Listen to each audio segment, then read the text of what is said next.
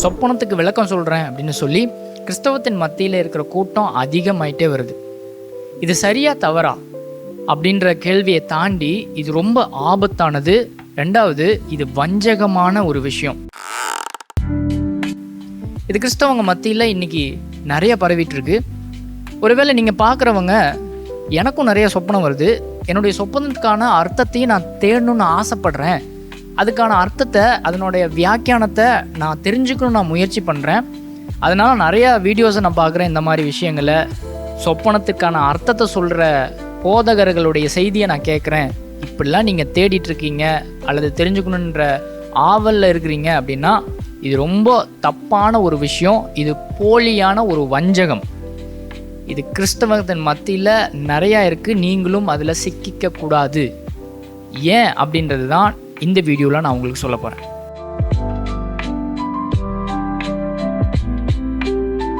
நம்ம சேனலுக்கு இப்போ தான் நீங்கள் புதுசாக வரீங்கன்னா சப்ஸ்கிரைப் பண்ணிக்கோங்க. நம்ம சேனலில் என்ன போட்டுட்ருக்கோன்னா, தியாலஜி பற்றி தப்பான போதனைகள் சபையில் என்னென்ன பரவிட்டுருக்கு, தப்பான ப்ராக்டிசஸ் கிறிஸ்தவத்தின் மத்தியில் என்ன இருக்குது அப்படின்றது எல்லாமே நம்ம கவர் பண்ணி வீடியோஸ் நம்ம போயிட்டுருக்கோம். ஸோ இந்த வீடியோஸ்லேயும் நம்ம ஒரு ப்ராக்டிக்கலான ஒரு விஷயம் தான் நம்ம பார்க்க போகிறோம். ஃபுல்லாக பாருங்கள், ரொம்ப முக்கியமான ஒரு விஷயம். கிறிஸ்தவத்தின் மத்தியில் சொப்பனத்தில் வியாக்கியானம் பண்ணுற ஒரு பழக்கம் நீங்கள் நிறையா ஆயிட்டுருக்கு. ஒருத்தர் சொப்பனம் காண்றேன் அப்படின்னா அதுக்கான விளக்கத்தை கர்த்தர் ஏதோ என்கிட்ட சொல்ல வராரு, கர்த்தர் என்கிட்ட ஏதோ பேச வராரு அப்படின்னு நம்ம நினச்சிட்டு அது என்னவா இருக்கும் அப்படின்னு சொல்லி நம்ம அதுக்கான அர்த்தத்தை தேடுறதுக்கு முயற்சி பண்ணுகிறோம். ஆனால் இது கிறிஸ்தவ முறையோ அல்லது கிறிஸ்தவத்தினுடைய பழக்கமோ கிடையாது. பைபிளில் இந்த மாதிரி நம்ம ப்ராக்டிஸ் பண்ணணும் அப்படின்னு எந்த ஒரு கட்டளையையும் எந்த ஜனங்களுமே பின்பற்றதா நம்ம பார்க்க முடியாது. பைபிள்லேயும் சரி. 3 விஷயத்தை நான் சொல்ல போகிறேன். அதுக்கு முன்னாடி ஒரு இன்ட்ரோவாக நான் சொல்லிடுறேன். இன்றைக்கி இதை எப்படி சொல்லிட்டு வர்றாங்கன்னா, முன்னையே நான் சொன்னது போல தான், ஒருத்தர் கனவு வந்துருச்சு அப்படின்னா அந்த கனவில் என்னென்ன விஷயங்கள் வந்தது, என்ன கலர்ஸ் வந்தது, அல்லது மிருகம் வந்தது அப்படின்னா அது பாம்பா அல்லது சிங்கமா, புலியா, நாயா, பூனையா, அது எந்த கலரில் இருந்தது, அல்லது எண்கள் நம்பர்ஸ் வந்திருக்கு அப்படின்னா அது என்ன நம்பரு, அந்த நம்பருக்கு என்ன அர்த்தம், இந்த மாதிரிலாம் இருக்குது பார்த்துங்க. இதுதான் ட்ரீம்ஸை டீகோட் பண்ணுறது. நாம் என்ன ட்ரீம்ஸ் பண்ணுறோமோ அதுக்கான அர்த்தத்தை தேடி அதை டீகோட் பண்ணி இதுக்கு இதுதான் அர்த்தம். 3ன்னா அதுக்கு ஸ்பிரிச்சுவல் மீனிங் இதுதான். பாம்பு வந்திருக்கா உங்களுக்கு, அப்போது நீங்கள் ஒரு ஆபத்தான ஒரு விஷயம் உங்கள் வாழ்க்கையில் நடக்க போகுது, ஆண்டவர் உங்ககிட்ட ஏதோ ஒரு ஆபத்தான விஷயம் உங்கள் வாழ்க்கையில் நடக்குது அப்படின்னு சொல்லி பேசுகிறாரு. ஸோ நீங்கள் தான் எச்சரிக்கையாக இருக்கணும், ப்ரேயர் பண்ணுங்கள், உபவாசம் இருந்து ஜெபிங்க. இப்படி எல்லாமே ஒரு பயத்தை க்ரியேட் பண்ணி ஜனங்களுக்கு போதிக்கிறத நான் நிறைய பார்க்குறேன். ஒருவேளை நீங்களும் அதை கேட்டிருக்கலாம். ஸோ இப்படி தான் போயிட்டுருக்கு. இதுதான் நான் இன்ட்ரோவாக நான் உங்களுக்கு முன்னாடி நான் சொல்லணும்னு நினைக்கிறது. ஸோ இந்த சூழ்நிலையில் இதை நான் எப்படி ஆபத்து அப்படின்னு நான் சொல்ல வரேன். ஏன் இதை போலி, இந்த போலி நம்மளை வஞ்சகப்படுத்துது, நம்மளை ஏமாத்துது அப்படின்றத நான் 3 விஷயத்தை நான் சொல்ல போகிறேன்.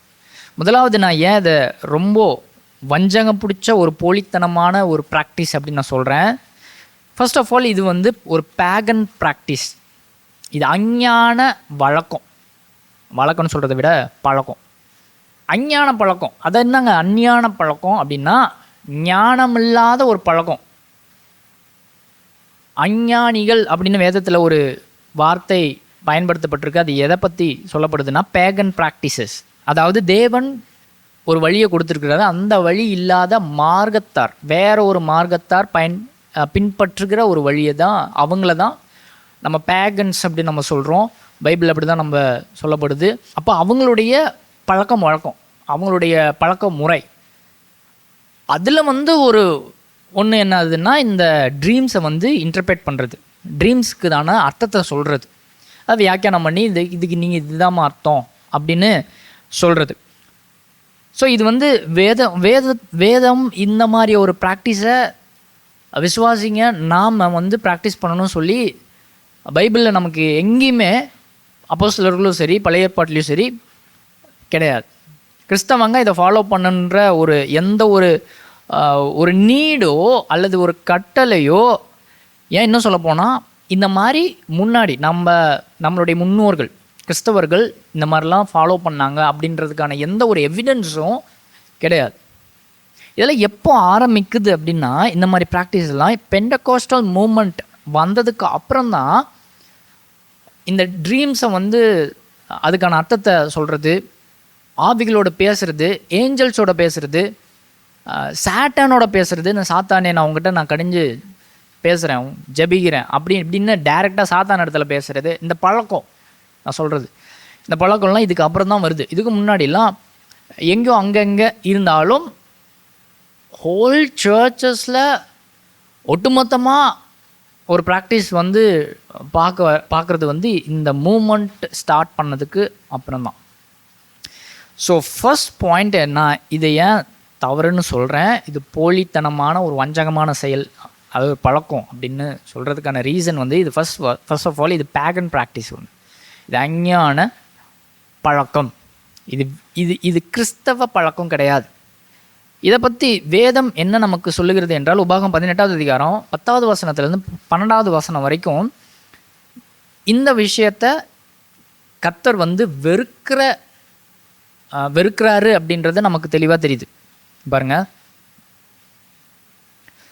10வது வசனம், தன் மனைவியாவது தன் மகளையாவது தீக்கட பண்ணுகிறவனும், குறி சொல்லுகிறவனும், நாள் பார்க்கிறவனும், அஞ்சனம் பார்க்கிறவன், சூனியக்காரன், மந்திரவாதி, சன்னத்தக்காரன், மாயவத்தைக்காரன், செத்தவர்களிடத்துல குறி கேட்கிறவனும் உங்களுக்குள்ளே இருக்க வேண்டாம். இப்படிப்பட்டவர்களை செய்கிற எவனும் கர்த்தருக்கு அருவருப்பானவன். ஓகே, இந்த விஷயங்கள் எதுவுமே ஒருவேளை நாம் என்ன நினைக்கலான்னா, இது வந்து மற்றவர்கள், அதாவது மற்ற மார்க்கத்தார் எப்படி பண்ணுறாங்களோ அந்த வழியிலேயே நம்ம போகாமல் இருக்கலாம். நம்ம போய் வேற ஒரு சாமியார் இடத்துல போயோ, இல்லை நம்ம கிறிஸ்தவங்கள் அல்லாத வேறொரு மதத்தில் இருக்கிற ஒரு சாமியார் இடத்துலையோ வேற ஒரு நபர் இடத்துலையோ போய் எனக்கு ஒரு கனவு வந்ததுங்க, அதுக்கான அர்த்தத்தை சொல்லுங்கள் அப்படின்னு சொல்லி நம்ம கேட்காம இருக்கலாம். பட் ஆனால் நம்ம அங்கே போகாமையே நாமே அதனுடைய அர்த்தத்தை நம்ம தெரிஞ்சுக்கிறது. ஓகே, இது வந்து எந்த முறையில் வந்தால் ஒரு ஒரு ஒரு கிறிஸ்தவ போர்வைக்குள்ளாக அந்த பழக்கத்தை நம்ம பண்ணுறோம். ஓகே, ஸோ இப்படி தான் கிறிஸ்தவத்தில் எந்த ஒரு விஷயமா இருந்தாலும் வருது. அது வேறொரு போர்வை, அது கிறிஸ்தவத்தின் போர்வையில் வேறொரு ப்ராக்டிஸ். இது ரெண்டாவது, இது ஏன் போலித்தனமான வஞ்சகம் அப்படின்னு நான் சொல்கிறேன்னா, இது இப்படி சொல்கிறாங்க. என்னென்னா, சில பேர் எப்படி சொல்கிறாங்க, உங்களுக்கு ஏதோ ஒரு ஆசை இருக்கலாம், நான் வீடு கட்டணும், நான் நிறைய பேருக்கு உதவி பண்ணணும். நம்ம சொசைட்டியில் ஒன்று சொல்கிறது வழக்கம் என்னென்னா, நீங்கள் என்னவா நினைக்கிறீங்களோ அதை ட்ரீம் பண்ணுங்கள், கனவு காணுங்கள். ஓகே, சொப்பனத்தை காணுங்க, கிறிஸ்டியன் லாங்குவேஜில் சொல்ல போனால். அப்போது நீங்கள் கனவு காணுங்கள், என்னவா ஆகணும்னு நினைக்கிறீங்க, அல்லது உங்களுக்கு என்ன வேணும் அப்படின்றத கனவு காணுங்க. ஏன் அப்படின்னா, நீங்கள் கனவு கண்டிங்கன்னா அதை நீங்கள் பெறுவீங்க அப்படின்ற ஒரு போதனை இருக்குது. ஸோ ட்ரீம்ஸ் பண்ணும்போது நீங்கள் அது என்ன சொல்ல வருதுன்னா, உங்களுடைய ஆசையை அது வெளிக்காட்டுது, அது வெளிக்கொண்டு வருது.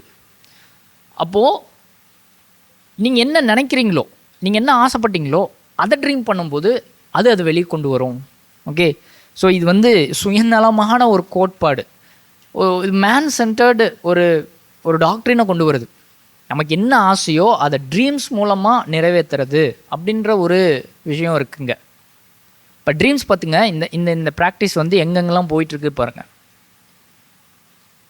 பட் பைபிளில் நம்ம எந்த ஒரு விஷயமா இருந்தாலும் சரி, அப்போஸ்தலர்கள் இந்த மாதிரி பின்பற்றிருக்காங்களா, ஃபாலோ பண்ணியிருக்காங்களா, இல்லை கிரைஸ்ட் ஃபாலோ பண்ணியிருக்காரா, இல்லை இதுக்கு முன்னாடி இருந்த நம்மளுடைய முன்னோர்கள் ஃபாலோ பண்ணியிருக்காங்களா அப்படின்றது நம்ம அவங்களுடைய வாழ்க்கையெல்லாம் எடுத்து பார்த்தோன்னா, அந்த மாதிரி எந்த மாதிரி ஒரு தாட்டோ அவங்க எதுவுமே சொல்லலை, அந்த மாதிரி டாக்டரினையும் அவர் ஷேர் பண்ணல யாருமே.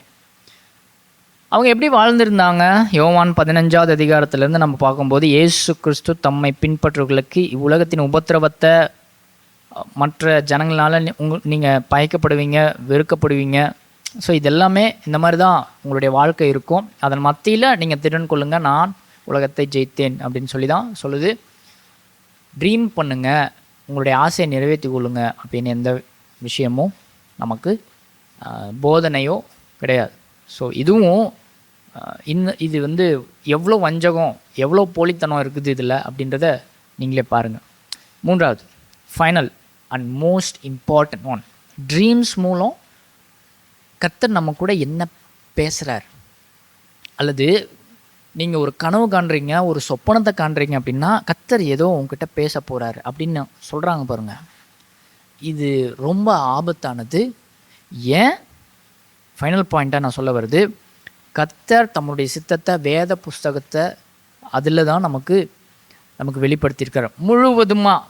அவர் என்ன செய்ய போகிறாரு, எப்படி இந்த உலகம் ஆரம்பமானது, எங்கே போய் முடிய போகுது, அதுக்கு நடுவில் என்னென்னலாம் நடக்க போகுது, இப்படி எல்லா முக்கியமான விஷயங்கள் நாம் தெரிந்து கொள்ள வேண்டிய அனைத்து விஷயங்களும் கர்த்தர் நமக்கு வெளிப்படுத்திட்டாரு. அதுதான் நம்ம கையில் வேதாகமாக இருக்கிறது.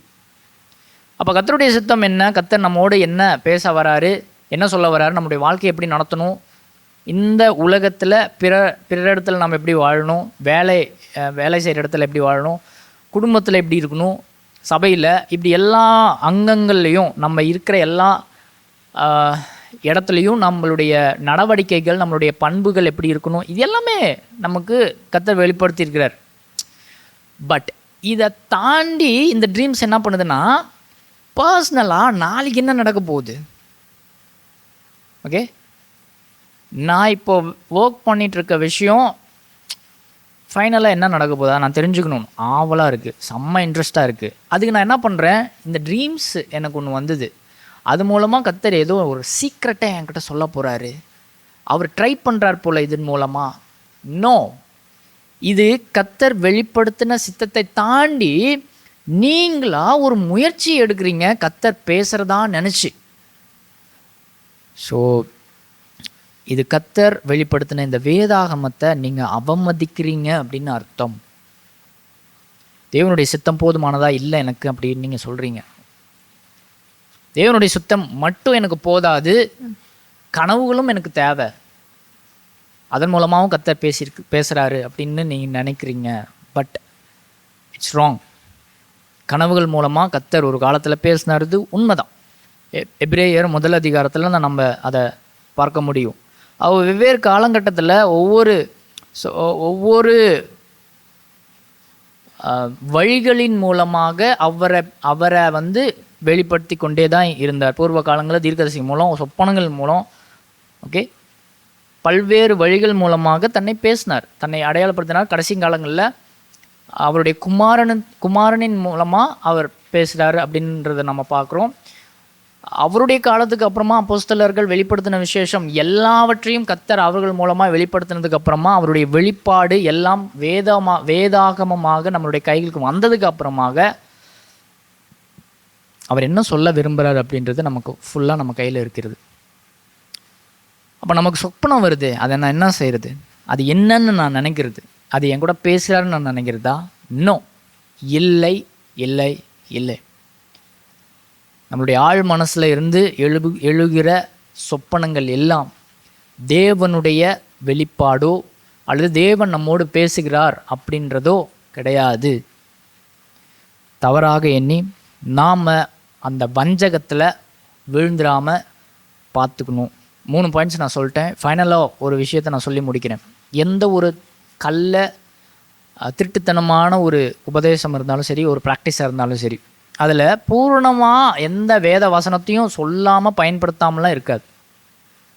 கள்ள உபதேசம் அப்படின்னாலும் கூட அங்கே பைபிள் வசனம் இருக்கும். கள்ள தீர்க்கதரிசிகள் பைபிளே பயன்படுத்த மாட்டாங்க அப்படின்னு கிடையாது, அவங்களும் பைபிளை பயன்படுத்துவார்கள். அப்போ இந்த ப்ராக்டிஸ் இருக்குல்ல, ட்ரீம்ஸை இன்டர்பிரேட் பண்ணுறது, ட்ரீம்ஸுக்கு வந்து சொப்பனத்தை நான் கண்டுபிடிக்கணும் அப்படின்னு எப்படி அதை கண்டுபிடிக்கிறது அப்படின்லாம் சில பேர் வீடியோ போட்டுட்ருக்காங்க. அப்போ அந்த மாதிரி விஷயங்கள்லாம் சொல்லுவதற்கு அவங்க வேத வசனங்களை பயன்படுத்துவாங்க. ஓகே, அதனாலேயே இந்த ஒரு ப்ராக்டிஸ் வந்து உண்மை அப்படின்னு ஆயிடாது. போலித்தனமான வஞ்சகத்தில் கிறிஸ்தவங்களாகிய நாம் விழுந்துடக்கூடாது. நம்ம கையில் இருக்கிற வேதாகமம் மட்டுமே போதுமான தன்மை கொண்டது. ஸோ அது நமக்கு போதும். தேவனுடைய சித்தம் என்ன அப்படின்றது முழுசாக அதுலேயே நமக்கு வெளிப்படுத்தப்பட்டிருக்கிறது. ஸோ அதை நம்ம படித்து அவருடைய சித்தத்தை நம்ம தெரிந்து கொள்வோம்.